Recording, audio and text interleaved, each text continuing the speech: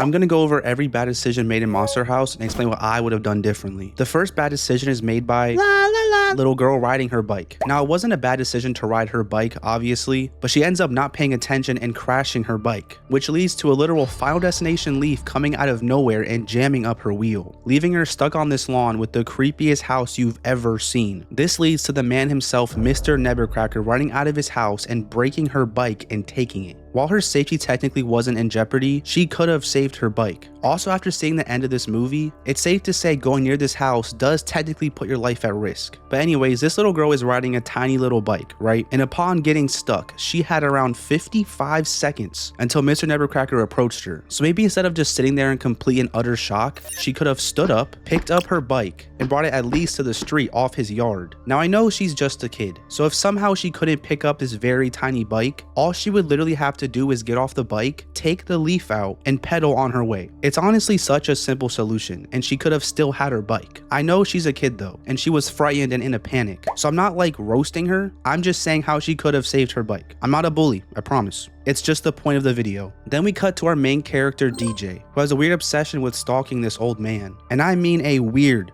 obsession. Dude has a bunch of photos of him and a telescope perfectly set up to stalk him. Now, most people would think DJ stalking him is a bad decision, and it is odd, I'm not gonna lie. Stalking an old man is not normal, but this is actually a very smart decision. While yes, ignoring the house and Mr. Nevercracker would keep you alive, no questions asked, if DJ didn't do this, he wouldn't know of the danger, as well as wouldn't have had the knowledge to save people. This is kind of more of a moral dilemma. Save yourself and let thousands of kids, police officers, rock star dudes, and dogs die, or be the hero. It's really just up to you in this scenario. I personally wouldn't do anything differently. Just gotta be smart with the decisions afterwards to save everyone and keep myself alive. The next bad decision is made by Chowder, and it's kinda silly. So DJ's parents are leaving and they back right into Chowder. Like, slam this dude to the floor. What you have to do to prevent this is pretty obvious, I'm not gonna lie. Just like, don't run into a car backing up. Now, Chowder's defense to this bad decision was that he couldn't see because of the mask he was wearing, which is kind of fair, and I get he wanted to scare DJ because it's Halloween. So how do you prevent this if you can't really see? Either just don't run blindly, or study what's going on from afar, realize his parents are leaving, let them leave, then come scare him with the mask. I mean, it's not like he died though, I guess, not that deep, but I know that hurt. Now finally we get to something that genuinely puts DJ and Chowder's life at danger. So Chowder sucks at basketball, right? So he shoots, the ball smacks the rim, smacks him in the face, and the ball rolls over to Mr. Nevercracker's lawn. Here's where they are faced with a truthfully hard decision. DJ knows that anything that lands on this lawn is pretty much gone. I mean, we saw old man take the bike. Also, Mr. Nevercracker is just genuinely terrifying. So DJ wants to just cut their losses. Basketball gone, take the L. But Chowder starts literally crying because he worked hard for that ball. This makes DJ feel bad, and he folds and decides to get the ball. It seems like he's being a good friend, but honestly, the only reason he decides to get the ball is because from his countless nerdy studies on this old man, he can analyze the house, and he realizes Mr. Nevercracker has not came out yet, and he usually does, so DJ might be safe. This seems like a smart decision, and like DJ is using his big brain, but he then goes on to making a really dumb decision. So he first runs to the ball, which is smart, yes, get it fast, don't waste time. But as he approaches the ball, the door opens up, and Never Yapper yells and runs at him, and just guess what DJ does? He just stands there. The literal dumbest thing you can do. DJ does juke him out, but he can't outrun a literal old man, and he's only saved from this moment because Mr. Nevercracker dies. Well, not really. In this scene, we were supposed to think that he died, but he just fainted because he's old. And let me just say, I know DJ didn't die or get hurt in this scene, but the trauma of seeing this out of your eyeballs has got to be just as bad. Now, there's two pretty simple ways to prevent this from happening. First, instead of them yapping up a storm, DJ could have just ran to get the ball instantly, since it took Mr. Nevercracker a full minute to get out of his house. The next way to prevent this is to just not stand there like a statue for 10 seconds, letting this man open the door, say his anime voice line, and run towards you. But this situation isn't as simple as you would think. While yes, you could prevent it easily, you may not want to. Hear me out, okay? This situation was the whole reason Nevercracker helped them in the end to destroy the house. Nevercracker fainting here made him realize he is getting too old to keep protecting the kids from his wife house. So if DJ did prevent this from happening, the happy ending would have probably never existed. But realistically, if I was in this scenario, I would have just ran as soon as that door moved. I mean, I couldn't know what would happen. At this point, I think the old man is the problem. So far, the decisions haven't been life or death, but the next one is quite literally life or death. DJ's babysitter has her boyfriend Bones over, and turns out he lost his kite to Nevercracker when he was a kid, and pretty much he gets kicked out of the house and he's intoxicated, which doesn't help with his decision making at all. But he knows that Nutcracker is gone at the hospital, so he decides to get revenge and go tear up his yard, to which the door of the house magically opens and his kite is there. And well, he goes to grab his kite, and the house eats him. Now, I don't know how intoxicated this man is, but in no normal world is a door to a house opening up and showing a kite you lost when you were a kid, especially when only one person lives there, and he is quite literally not home. This is the most paranormal thing that could happen. It's pretty obvious what you need to do here to survive. Run so fast away. I don't care how intoxicated you are, a door opening up magically should sober you up quick. We then go back to DJ and Chowder. So he now believes that Nutcracker's ghost is haunting him. Chowder thinks he is nuts, and to prove that he is nuts, he decides to ding-dong ditch the house. He starts by doing some army crawl, and while crawling, Bones' bottle literally gets sucked up by the grass. Now Chowder couldn't have seen this, but DJ is literally the lookout and should have called out and been like, yo, the grass just swallowed a bottle. But also, to be fair, DJ is literally yelling at him to come back and he isn't, so he probably wouldn't believe DJ if he said the grass swallowed a bottle. So Chowder gets on the porch. Nothing is going on, he is safe and sound, and he rings a doorbell. And we get another statue sequence where homie gets at least 10 seconds of straight warning signs and just enjoys the show. Luckily, Chowder does outrun the house's rug tongue, but this was all luck. He should have ran as soon as those lights came on in a house that no one is living in. I would be out of there. This then sends them spiraling, camping in their room terrified of what they just witnessed, which is fair, but they are so scared that they won't leave the room, to the point they're peeing in literal bottles. Kinda silly, I'm not gonna lie. The house is literally across the street. Use the bathroom, bro. But whatever, they are being smart, they are safe in the bedroom, until little Miss Girl Scout Jenny decides to try to sell chocolates to the monster house. It may not seem like a fair decision to label as bad, because Jenny isn't from around here, so she does not know the lore of the old man, but no, it's a bad decision. Let me explain. While she's walking to the house, she's greeted by two signs, one saying beware and one saying keep out. The movie wants us to think she does not see them. And for the first sign that says beware, it makes sense, since it instantly got swallowed by the grass. And also she is like moving her head around. But for the next sign, this girl walks halfway down the walkway before the keep away sign gets swallowed. Now there's two reasons that she would be stupid enough to ignore this. First, she's just not being cautious whatsoever and thinks life is so happy and gleeful, which just isn't smart. In reality, Jenny is a girl alone. You gotta be cautious of everything. I don't know how she didn't see the signs. It makes no sense. The next reason would be her just being cocky. When you see these signs as a door-to-door saleswoman, you know ain't no way they buying anything from me. They do not want to be bothered, and they're gonna greet you with a scream and tell you to go. But she probably thinks she is good enough to still sell to someone like this. Anyways, DJ and Chowder warn her of the danger like two brave knights, and she thinks they are complete idiots and disregards their warnings about the house, which is fair. But then the house starts becoming its monster house variation and literally makes the sidewalks go up and leads her down some stairs to get eaten. And she is only saved because of our brave knights, DJ and Chowder. And also the babysitter opens the door and the house just folds. She got insanely lucky in this scenario, but she did not have to get lucky. She could have survived this herself. Now at first, when the sidewalk goes up, she is in no place to save herself since it is way too high up. Turning over and falling can make you way too injured to move, and you are pretty much screwed. So you have to have patience. You know the house needs to insert you into the mouth, meaning you soon will be going downwards towards the ground. As soon as you start going down, at like this point, twist your body and fall right or left. That's how you survive. I'm honestly not sure why this woman just stayed on the wagon and let herself go straight into the mouth. Jenny then decides to make yet another bad decision and calls the police. And I don't think she really thought this through at all. There's quite literally no way any sane person, especially cops, are gonna believe 3 kids saying a house tried to eat them. Also, Jenny literally didn't believe it at first when DJ and Chowder told her and asked if they were idiots. So why would anyone else believe this without proof? This decision, while not threatening their safety as of right now, definitely comes back to bite them in the butt later. So yeah, if this was me, you would not catch me calling the police. That's goofy. I would be kinda sad though. I didn't get to meet Paul Blart Mall Cop, but we gotta survive, right? Anyways, like I said, no cop would ever believe this. And the cops definitely do not believe this. DJ and Chowder then decide, alright, bet, I'm gonna show you proof then. And DJ just starts like dancing on the grass, but Chowder, a little smarter, but also dumb, throws a rock at the house. Thing is though, the house ain't stupid, and this just makes Chowder look like a vandalizer. So Paul Blart warns them, if I ever see you near this house ever again, you're going in the hole. This is what I meant when Jenny's dumb decision would bite them back in the butt. For some odd reason, DJ, Chowder and Jenny feel a responsibility to take down this house. Honestly, not sure why. As much as I'd love to be a hero and have that happy ending, I ain't built like that. I just gotta be honest. Like I was saying though, because of them having this hero mindset, they will obviously be back at this house. And now these cops are gonna have more of a reason to drive by this house. Not to mention if they catch them, they are instantly cooked, no questions. So if I was in this scenario, since at this point the cops have been called, thank you Jenny, I would feel out the situation, right? Instantly Paul Blart pretty much calls them crazy and that they are just on a sugar high making up stories. He then tries leaving.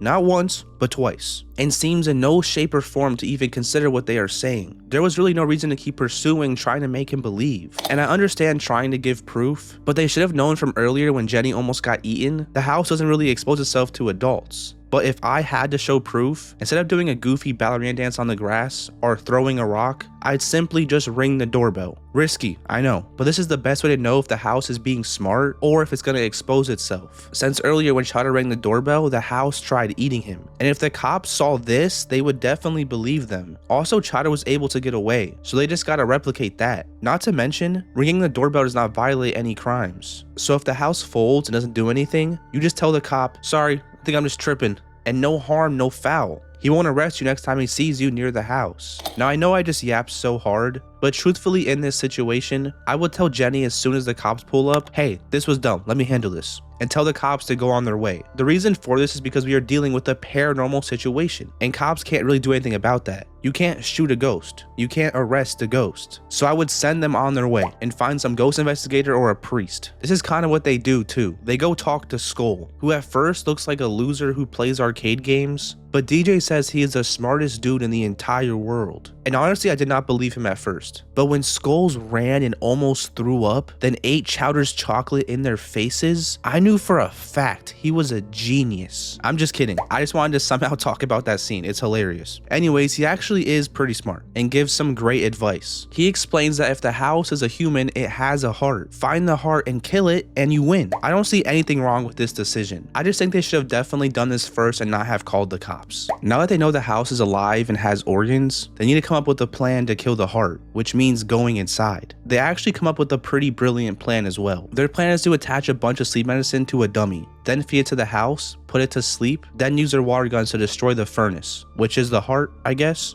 I say I guess because this house is a supernatural beast, right? And I don't believe that even with organs, putting on a furnace would kill the spirit. I mean, imagine shooting Annabelle with a water gun. That would be so stupid. But it's an animated movie. If the furnace is the heart, okay, the furnace is the heart. So anyways, the plan is actually really good. I don't even think I would come up with that, to be honest. The only thing wrong with this plan is the execution. They actually get really close to completing the plan. The house is literally about to swallow the dummy, but then lo and behold, the cops come and the house transforms back to normal. Also, this leads me back to Jenny calling the cops. Like I said, it would bite them back in the butt because they now had a reason to circle back and check if they were doing something stupid. And also sense the threat, if I see you back here, I'll throw you in the hole instantly. So that's what they do. They throw him in the cop car instantly, no questions asked. Then we get to see the cops get absolutely destroyed by the house. And if you think I'm going to tell you a great way to have survived these attacks, I can't. As soon as the cops got close to the house, they were cooked. The house was on demon time, and there was nothing that they could do. Paul Blart literally ran too. Smartest decision, and the rug tongue snatched him. The only way for them to have survived this was to believe the kids and not approach the house. But that obviously would have never happened. Or could it have happened? Let's bring it back to the beginning of the movie. After Nevercracker stole the bike from the little girl, we see that DJ had photos of Nevercracker, meaning DJ had a camera. So here's how they could have changed up the entire plan's outcome. They should have done the same thing, use the dummy. But DJ should have been up in his room with the camera to photograph the house, literally sticking his tongue out. Then when the cops pulled up, DJ should have ran down and showed the cops proof that the house was indeed possessed. This would have saved them from ever having to get in the back of the cop car, and also saved the cops from being eaten by the house, and maybe even got them on their side to help with this. But unfortunately, that was not the case, and the kids got lucky they were able to escape the cop car before the house devoured it. This leaves them in the perfect situation though. They are in the house, and the house has no idea because it believes it ate them. So I guess that's good. During the house sequence, Chowder is the first to mess up, shooting the uvula and now exposing themselves. While yes, you could say Chowder did not know, they quite literally discussed that the heart was a furnace and not a chandelier. Now this mistake while exposing them isn't the biggest deal, because the house does not spot them and they get a second chance. But then they get unlucky and fall into the basement. Honestly, not a big deal, but they get curious as kids do and they check out this cage that held Constance's body, and they just totally forgot the entire reason why they're in this house in the first place, and instead are now curious about this cage. And DJ slips onto Constance and they expose themselves bad this time. Look, I know curiosity is a thing, but you are in a life or death scenario trapped in a house that can kill you. The only thing you should be doing is trying to find the furnace. This was a dumb idea. They then get snatched up by the house and it almost eats them, but Jenny pulls on a uvula and this causes them to get spat out. Extremely smart. That's a brilliant move, as you would say in chess. Also, real quick, in the end credits of this movie, the cops, the dog, and Bones all crawl out of the hole. And I know it's supposed to be like a happy kid movie ending, but bro, did you see this mouth? Ain't no being ever surviving that. Literally being chowed down by the sharpest pieces of wood ever. Anyways, they get spat out and miss their only chance to ever be inside this house. But they actually get a third chance to destroy the house. But DJ once again blows it. So it turns out Nevercracker isn't dead, and he comes back from the hospital. And we can visibly see that he brought his dynamite. This meaning after fainting trying to protect DJ, he realized he's getting too old and can't protect people forever, and was going to blow up the house. DJ though wanted to have a yapathon with Nevercracker, and while at first just letting him know he doesn't believe the theories and letting Nevercracker tell his story was alright,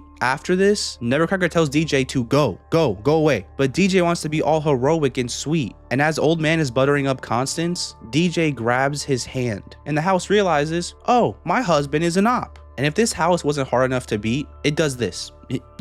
It's walking. All you can do here is run. That's obvious, and that's what they do. I'm not gonna lie, I don't know how you survive this. If this was real life, you probably cooked. I'm not gonna lie, good game. But it's a movie, so we got movie powers, I guess. Nevercracker actually almost kills the house really quick though, but while trying to light the dynamite, he is extremely slow, which is not his fault. He is an old man. Cause of his slowness though, the house just whacks him. I could be like, if that was me, I'd move faster, but I'm not old, so I can't even understand or relate to that. Anyways, Chowder, being big dog, uses the excavator to attack the house and distract it, which is genius. Also, old man gave DJ the dynamite. Now during this sequence, there's a moment where you think Chowder beat the house. I mean, it literally shred to pieces and fell, but it reconstructed itself and looks like this. And I mean, this makes no sense. This house should have been dead. This is literally unfair. DJ has a plan though, which is to go onto the crane to throw the dynamite. So him and Jenny climb up there, and DJ is kind of scared, which who wouldn't be? But Jenny, being the smart girl she is, kisses him. Brilliant move once again, because this alters his brain and makes him happy and gives him the confidence to risk his life. So he crawls across the crane, swings around like Spider-Man. Jenny throws the most insane dot I've ever seen. Then DJ throws the dynamite perfectly, then grabs Chowder and they land in a little hole. And by the way, if they did not land here, they would have died. Honestly,